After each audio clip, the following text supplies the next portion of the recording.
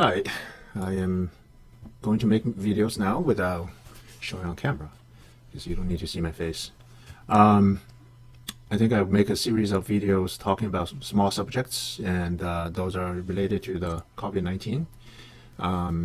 It doesn't look good because I feel that the Americans are not taking this thing seriously. Anyway, that's not a subject for this video. This video, I want to just share some ways I think of things a little bit, and the main thing is the death rate. Okay. Now, if you see the title, "What's wrong with CDC numbers?" Well, there's a whole bunch of things that are wrong because, first of all, they don't have testing kits enough to test everybody. They're humble servants. They have high degree of education, but they're rigid about certain things. So if they don't test you, they cannot put you on as a number. So China sort of faced the same thing in the very early stages. So they cannot diagnose enough people with confidence to say that we have these many patients. Okay, so this is the same thing that's happening here. Surprisingly, that after a month and a half, the U.S. is repeating the same mistake that China had made with all the information available. Obviously, things are getting created. I heard that 1 million test kits are being delivered. However, the latest words is that there's a delayed now, and we don't know.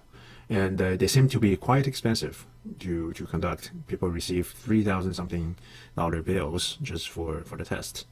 But now I think Medicare and Medicaid covers it now. I'm not sure if anything else can help with the cost. But regardless, that's not a viable solution, right? If you say this is like 1 million units of tests, and think about it, if each test costs thousands, that's billions of dollars. Billions. Okay? So I know that the Congress just gave $8.3 billion, but if we're only making like a couple million units of the test, that's not going to cut it. That's a waste of money.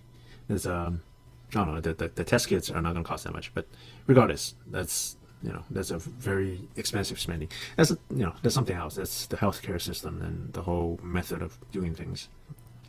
So anyway, going back to the data from CDC, they don't have enough data, so bad data is misleading, so they chose to have no official data from them. They just relegate the states to do their own testing and report their own cases.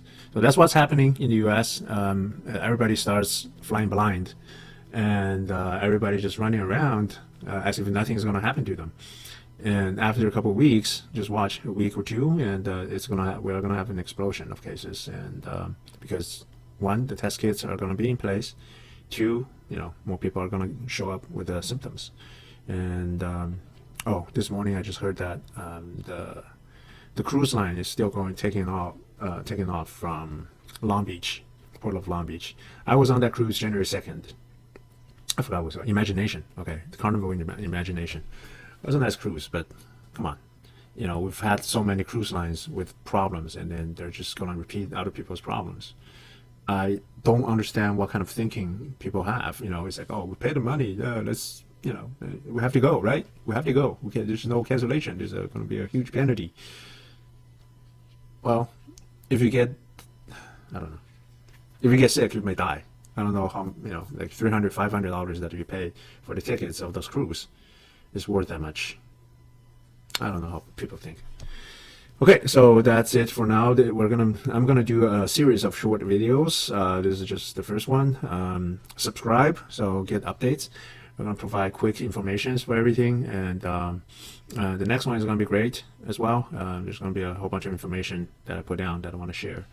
Mainly, I think I want everybody to start thinking logically, and I know things don't hit home until we get sick and we start worrying. But then, everybody else are not showing symptoms. They're going to go pretty reckless, and that's going to spell disaster. Anyway, we'll see what happens.